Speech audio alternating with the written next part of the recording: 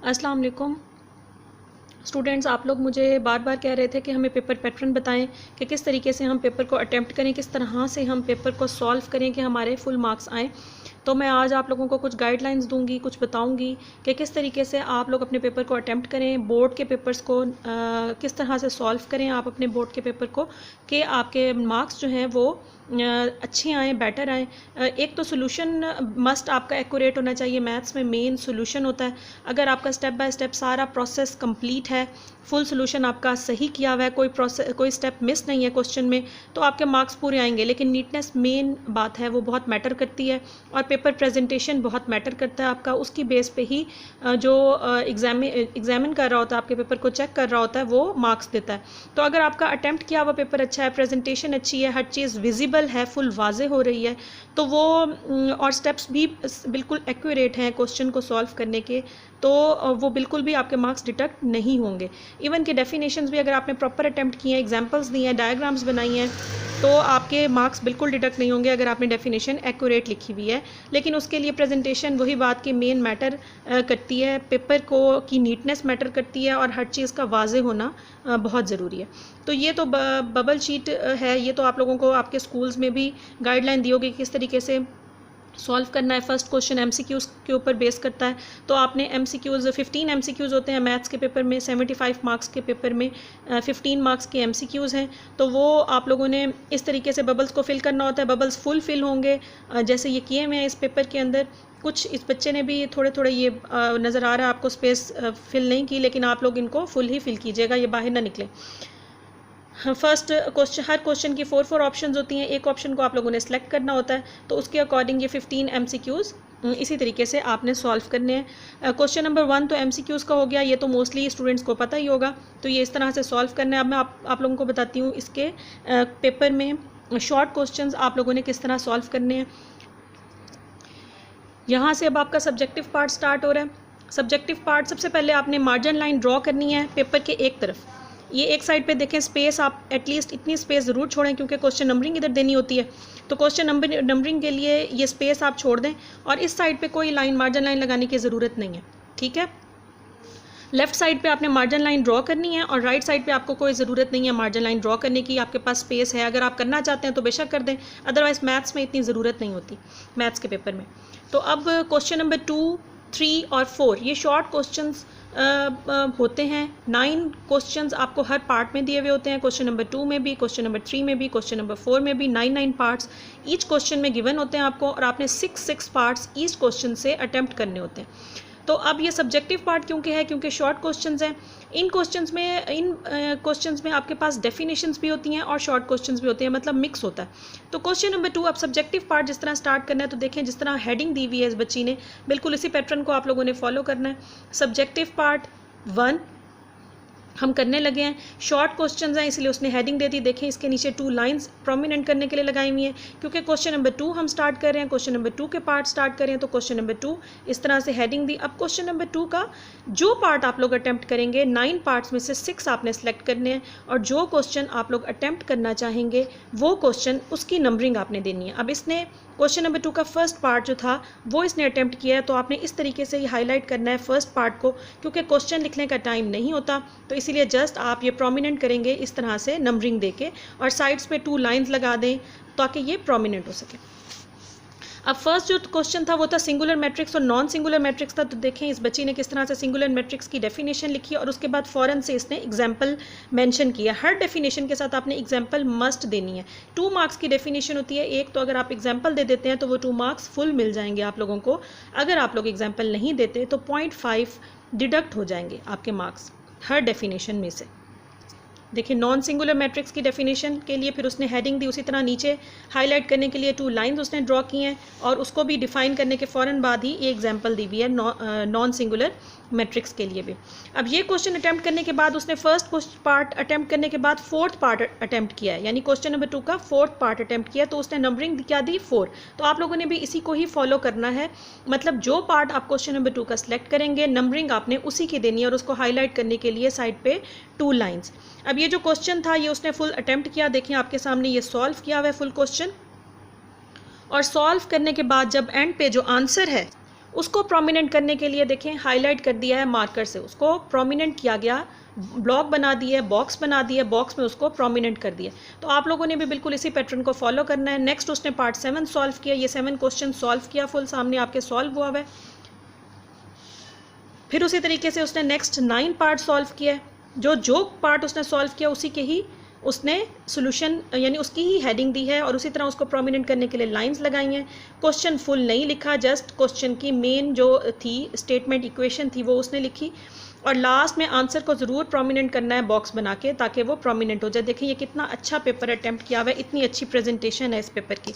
इसी पैटर्न पे question number 2 के 6 पार्ट ये देख लें अटैम्प्ट किए हुए हैं इस बच्ची ने। 8 पार्ट पे उसने सॉल्व किया तो उसने मेन क्वेश्चन की स्टेटमेंट ही बस लिख दिया है, उसको सॉल्व कर लिया और आंसर को हाईलाइट कर दिया। लास्ट पार्ट इसी तरीके से उसने सॉल्व किया,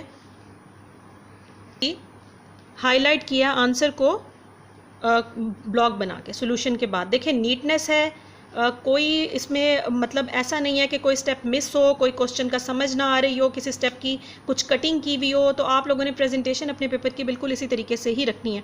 क्वेश्चन नंबर 2 के 6 पार्ट्स हो चुके हैं यहाँ तक कंप्लीट। अब क्वेश्चन नंबर 3 स्टार्ट हो रहा है तो क्वेश्चन नंबर 3 की हेडिंग दे दें और उसका भी जो पार्ट आप लोग सेलेक्ट करेंगे, 9 पार्ट्स में से 6 इसमें भी हमने अटैम्प्ट करने होते हैं इस पोर्शन में से भी। तो जो भी पार्ट आप लोग अटैम्प्ट करना चाहेंगे उसकी आपने हेडिंग देनी है, उसकी नंबरिंग देनी है। तो फर्स्ट पार्ट अटैम्प्ट किया, सर्ट की डेफिनेशन एक्सप्लेन की उसने और साथ में उसकी एग्जाम्पल भी। डेफिनेशन के साथ एग्जाम्पल मस्ट है, ये मैंने आपको अभी भी बताया, पहले भी बताया। उसके बाद जी देखें ये नेक्स्ट उसने थर्ड पार्ट उसने सॉल्व किया तो थर्ड की ही नंबरिंग दी है, ये क्वेश्चन और फिर ये सोल्यूशन है। ये देखें आंसर को फिर उसी तरह ब्लॉक में हाईलाइट उसने कर दिया और बिल्कुल इसी तरीके से आपने करना है। फिर नेक्स्ट पार्ट भी इसी तरह आंसर को हाईलाइट किया, फिर डेफिनेशन सॉल्व की लिखी है उसने। तो रेडिकल इक्वेशन की डेफिनेशन विद एग्जाम्पल देना मस्ट है। मैंने आपको बताया डेफिनेशन के साथ अगर आप लोग एग्जाम्पल देते हैं तो आपको फुल 2 मार्क्स मिलेंगे, अदरवाइज़ आपके 0.5 मार्क्स डिडक्ट हो जाएंगे। इसी पैटर्न पे ही आप लोगों ने इसके सारे 6 पार्ट सॉल्व करने हैं 9 में से। ये आपके सामने नेक्स्ट पार्ट बिल्कुल उसी तरीके से HCF फाइंड करना था तो प्रोमिनेंट किया अंडरलाइन करके कि HCF x+2 जो 2 कॉमन होते हैं उनमें HCF होता है तो HCF क्या आ गया x+2। ये देखिए अंडरलाइन करने का तरीका क्या है उसका कि प्रोमिनेंट किया जाए हर चीज़ को ताकि जो चेक करने वाला एग्जामिनर है उसको फ़ौरन से समझ आ जाए नीटनेस कितनी है पेपर में। देखने से आप लोगों को पता चल रहा है उसको फ़ौरन से सोल्यूशन का कोई स्टेप मिस नहीं है, समझ आ जाए और वो टिक ही लगाता चला जाए बस। ये देख लें नेक्स्ट क्वेश्चन भी, ये क्वेश्चन नंबर 3 का लास्ट पार्ट था तो 6 पार्ट था तो वो उसने उसे भी आंसर को हाईलाइट कर दिया। अब क्वेश्चन नंबर 4 है। क्वेश्चन नंबर 4 में भी 9 पार्ट्स आपके पास गिवन होते हैं, आपने 6 पार्ट्स अटैम्प्ट करने होते हैं। तो क्वेश्चन नंबर 4 स्टार्ट करने के लिए उसने उसी तरह से हेडिंग दी और उसी तरह जो पार्ट आपने सॉल्व करना है वो उसकी नंबरिंग हेडिंग देंगे। इधर वो बच्ची पार्ट लिखना भूल गई है आई थिंक, लेकिन आप उसी तरीके से हाईलाइट ही करेंगे, नंबरिंग लिखेंगे जो क्वेश्चन का ये पार्ट था। तो चेक क्वेश्चन वाला क्वेश्चन था तो चेक भी क्वेश्चन में किया उसने प्रॉपर। 7 चैप्टर में आपको पता है क्वेश्चन को चेक भी करना पड़ता है कि आपका सोल्यूशन सही है कि नहीं, और आंसर सोल्यूशन सेट में उसने उसी तरह ब्लॉक बना के प्रोमिनेंट किया है। क्वेश्चन नंबर 4 में मोस्टली डेफिनेशंस होती हैं और इन डेफिनेशंस की डायग्राम्स हैं, फिगर्स हैं, इनमें एग्जांपल्स कम हैं और डायग्राम्स ज़्यादा हैं। तो कोलिनियर पॉइंट्स और नॉन कोलिनियर पॉइंट्स देखें दोनों को एक्सप्लेन किया है, कितने अच्छे तरीके से उस बच्ची ने डेफिनेशन को लिखा और फिर उसकी फ़िगर भी ड्रॉ किया है। देखें ये फिगर भी उसने साथ में ड्रॉ किया क्योंकि मैंने आपको बताया है कि इस पोर्शन में मोस्टली जो डेफिनेशंस हैं चैप्टर नंबर 7 से ऑनवर्ड जो डेफिनेशंस हैं वो क्वेश्चन नंबर 4 में होती हैं। तो उनकी फिगर्स ड्रॉ होती हैं, एग्जांपल्स नहीं होती। तो देखें कोलिनियर पॉइंट्स को ABCD एक लाइन में जो पॉइंट्स होते हैं कोलिनियर होते हैं और उस लाइन से हट के जो पॉइंट होता है वो नॉन कोलिनियर होता है, यानी लाइन पे जो नहीं है। तो ये मिस था उस बच्ची ने इस एग्जाम्पल में, कोलिनियर पॉइंट्स को तो एक्सप्लेन किया लेकिन नॉन कोलिनियर को नहीं, तो ये प्रोमिनेंट किया मैंने कि इधर ई जो है वो नॉन कोलिनियर पॉइंट है। इस तरह से फिगर भी आपने हर डेफिनेशन के साथ ड्रॉ करनी है जिनकी एग्जांपल्स नहीं हैं, यानी चैप्टर नंबर 7 से ऑनवर्ड जो क्वेश्चन नंबर 4 में इंक्लूड होती हैं डेफिनेशंस, तो उनकी आपने फिगर भी ड्रॉ करनी है ताकि आपको फुल 2 मार्क्स का क्वेश्चन है तो 2 ही मार्क्स मिल जाए, अदरवाइज़ 0.5 मार्क्स डिडक्ट हो जाएंगे। क्योंकि इस पोर्शन में डेफिनेशन ज़्यादा होती हैं तो नेक्स्ट भी ऑर्थो सेंटर की डेफिनेशन उस बच्ची ने अटैम्प्ट की और उसी तरीके से उसकी फ़िगर ड्रॉ किया ऑर्थो सेंटर की। देख लें जहाँ एल्टीट्यूड्स सेंटर में मीट करते हैं तो एल्टीट्यूड्स ड्रॉ करके बाकायदा फिगर ड्रॉ की गई है। क्वेश्चन नंबर 4 में नेक्स्ट उसने क्वेश्चन सॉल्व किया, उसी तरह उसने नंबरिंग दी, थर्ड पार्ट सॉल्व किया। तो थर्ड पार्ट की ये डिस्टेंस फार्मूले वाला क्वेश्चन मोस्ट इंपॉर्टेंट है, ये हर पेपर में आता है इसका फार्मूला, तो अच्छे तरीके से आप लोग जहन में रख लें। इधर स्क्वायर उसने मिस कर दिया। अच्छा जी, अब ये उसी तरीके से क्वेश्चन के जो आंसर है उसको ब्लॉक बना के हाईलाइट किया गया है। नेक्स्ट भी उसने क्वेश्चन सॉल्व किया है, मिड पॉइंट का क्वेश्चन है, ये भी हर बोर्ड के पेपर में ज़रूर आता है और आंसर को उसी तरीके से हाईलाइट किया गया है।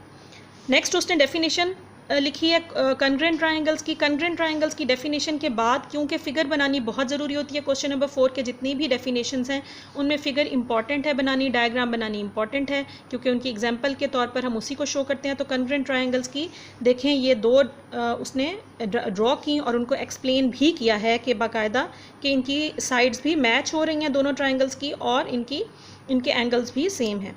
तो देखें, आप लोगों ने भी ज़रूर इस क्वेश्चन नंबर 4 में फ़िगर ज़रूर ड्रॉ करनी है, जो डेफिनेशन भी आप लोग अटैम्प्ट करेंगे। फुल मार्क्स आपको 2 मिल जाएंगे। ये लास्ट ही पार्ट था, क्वेश्चन नंबर 4 में भी 9 में से 6 पार्ट्स अटैम्प्ट करने होते हैं, तो यहाँ पे आपका कंप्लीट हो रहा है। अब मैं आपको लॉन्ग क्वेश्चन बताऊँगी कि किस तरह स्टार्ट करने हैं आपने। पार्ट 1 आपका कंप्लीट हो गया, अब पार्ट 2 हम स्टार्ट करने लगे हैं। पार्ट 1 में 3 क्वेश्चंस थे, क्वेश्चन नंबर 2, 3 एंड 4, और हर क्वेश्चन में से 6 पार्ट्स करने थे, वो कंप्लीट हो गए। अब ये लॉन्ग क्वेश्चंस का पोर्शन है, पार्ट नंबर 2। तो लॉन्ग पार्ट है, मेंशन करेंगे आप लोग इस तरीके से, और वो कहाँ से स्टार्ट हो रहा है जी? क्वेश्चन नंबर 5 से, क्योंकि 4 तक क्वेश्चन नंबर ये शॉर्ट क्वेश्चंस थे। अब क्वेश्चन नंबर 5 स्टार्ट कर रहे हैं। उसका ए पार्ट जो है देखें किस तरह से प्रोमिनेंट किया, लाइंस लगा के मैट्रिक्स इन्वर्जन मेथड नेम भी मेंशन कर दिया है, क्योंकि आपको पता है क्रैमर रूल या इन्वर्जन मेथड में से ही एक आता है कोई ना कोई, तो वो मेंशन कर दिया है और क्वेश्चन लिख के डायरेक्ट स्टार्ट कर दिया। उसी तरीके से साइड पे ही मार्जिन लाइंस और इस तरह से स्टार्ट देख लें, इस तरह से किया और ये फुल क्वेश्चन का सोल्यूशन आपके सामने है। देख लें कितना नीटली सॉल्व किया हुआ है, कहीं कोई कटिंग नहीं है, कहीं ओवर राइटिंग नहीं है, बार बार रिमूवर का यूज़ नहीं है, और हर स्टेप लिखा हुआ है, कुछ भी इसमें मिस नहीं है।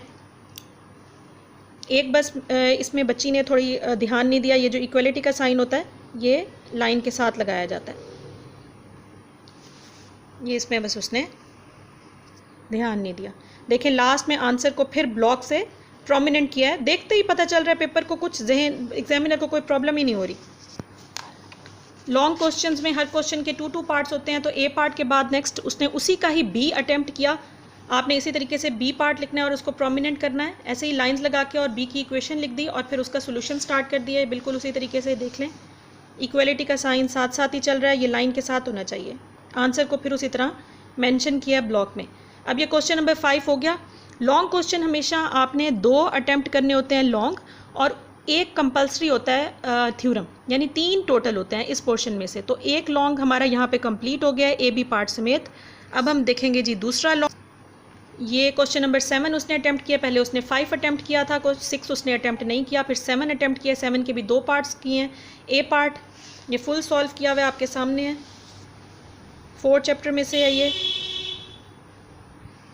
सॉरी 5 चैप्टर में से है ये फुल किया हुआ है जी सॉल्व, और आंसर को उसी तरह हाईलाइट कर दिया ब्लॉक में, और उसी का ही बी, क्वेश्चन नंबर 7 का ही बी जो कि 6 चैप्टर में से है, तो ये सॉल्व उसने देखें यहाँ पे कर दिया और उसके भी आंसर को ब्लॉक में प्रोमिनेंट कर दिया।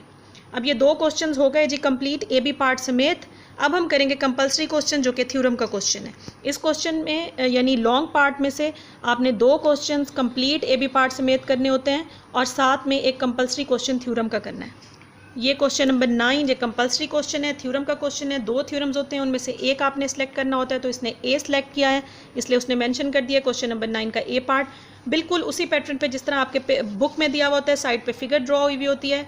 मार्कर से आपने फिगर ड्रॉ करनी है, पहले पेंसिल से ड्रॉ कर लें, उसके ऊपर पेन या मार्कर आप लोग फेर दें प्रोमिनेंट करने के लिए। अगर आप ये पेंसिल से ड्रॉ करेंगे तो आपको 2 नंबर नहीं मिलेंगे, 2 मार्क्स की ये फिगर होती है, तो 2 मार्क्स आपके तभी मिलेंगे अगर आप उसको पेंसिल से ड्रॉ करके जब तक के पेन से उसको प्रोमिनेंट नहीं करेंगे या मार्कर से, तो बेहतर है कि मार्कर से कर दें ताकि वो ज़्यादा अच्छे तरीके से विजिबल हो जाए। लेकिन नीट होनी चाहिए, पहले पेंसिल से कीजिएगा ताकि मिस्टेक ना हो, रिमूव हो सके रेजर की हेल्प से।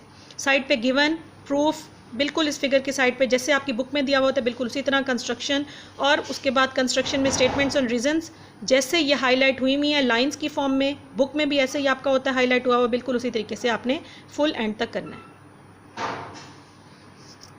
यहाँ पे आपके 3 लॉन्ग क्वेश्चंस कंप्लीट हो गए हैं, यानी 2 क्वेश्चंस वो जो हमने सॉल्व किए हैं और एक ये थ्योरम वाला क्वेश्चन। वो जो 2 क्वेश्चन हमने सॉल्व किए हैं वो ए बी पार्ट समेत करने हैं आप लोगों ने सॉल्व। और ये थर्ड क्वेश्चन जो था ये कंपलसरी क्वेश्चन है, क्वेश्चन नंबर 9 थ्योरम का क्वेश्चन। मोस्टली स्टूडेंट्स को 9th क्लास के ये कन्फ्यूजन होती है कि हमने इस पोर्शन में से यानी लॉन्ग पार्ट में से पार्ट 2 में से हमने 3 क्वेश्चंस करने हैं और अलग से थ्योरम का करना है, जबकि ऐसा नहीं है। 2 क्वेश्चंस आप लोगों ने करने हैं और तीसरा थ्योरम का करना है। ठीक है, ये आप लोग क्लियर कर लें। 2 क्वेश्चंस आप लोगों ने करने हैं अटेम्प्ट ए बी पार्ट समेत, जैसे मैंने अभी आपको बताया है पीछे, और एक क्वेश्चन ये वाला कंपलसरी थ्योरम का, यानी टोटल 3 करने हैं। वो 2 और थ्योरम का इंक्लूड होके 3 बन जाएंगे। होप सो आपको पेपर प्रेजेंटेशन की अच्छे तरीके से समझ आ गई होगी। मेरा मकसद था कि आप लोगों की मैं हेल्प कर सकूं। इसके अकॉर्डिंग भी मुझे मुसलसल कमेंट्स आ रहे थे कि टीचर हमें प्लीज़ बताएं पेपर प्रेजेंटेशन क्या होनी चाहिए। अगर आप इस तरह से पेपर को प्रेजेंट करते हैं तो आपका बहुत अच्छे से आपके मार्क्स आएंगे। मेन बात वही है कि डेफिनेशंस अच्छे से याद हों, आपको लर्न हो प्रॉपर, और MCQs अच्छे सही से अटैम्प्ट किए हुए हों, और साथ में पेपर में शॉर्ट लॉन्ग में कोई स्टेप मिस ना हो ड्यूरिंग सोल्यूशन ऑफ क्वेश्चंस। तो इस 9th के पेपर में मेन बात ये है कि आपके पास MCQs आपको पता है बैक एक्सरसाइज से ही मोस्टली आते हैं, तो वो 15 मार्क्स के MCQs के पेपर का आपको पता है। साथ में थ्योरम आपको पता है कि कंपल्सरी ये इन थ्योरम्स में से ही आएगा, कुछ मखसूसी थ्योरम्स हैं उनमें से ही आएगा जो आपके पेपर ये सिलेबस में इंक्लूड हैं। तो वो भी 8 मार्क्स का पेपर आपको पता है। 15 और 8 23 मार्क्स का पेपर तो आपको वैसे ही पता है। और साथ में डेफिनेशंस आपको पता है बुक की बैक पे दी हुई हैं, चैप्टर के अंदर से तो दी हुई ही हैं, वही बुक की बैक में समराइज़ करके दी हुई हैं। तो आप बुक की बैक से डेफिनेशंस अच्छे से अटैम्प्ट कर लें। पेपर में 10 मार्क्स की डेफिनेशंस तो ज़रूर ही होती हैं ना, तो 33 मार्क्स का पेपर तो आपको वैसे ही पता है स्टूडेंट्स। 15 मार्क्स के MCQs, 8 मार्क्स का थ्योरम एंड 10 मार्क्स की डेफिनेशन, तो 33 मार्क्स का पेपर आपके हाथ में है। आप अच्छे से अगर इसको प्रिपेयर कर लें तो आपके 33 मार्क्स तो आ ही जाएंगे।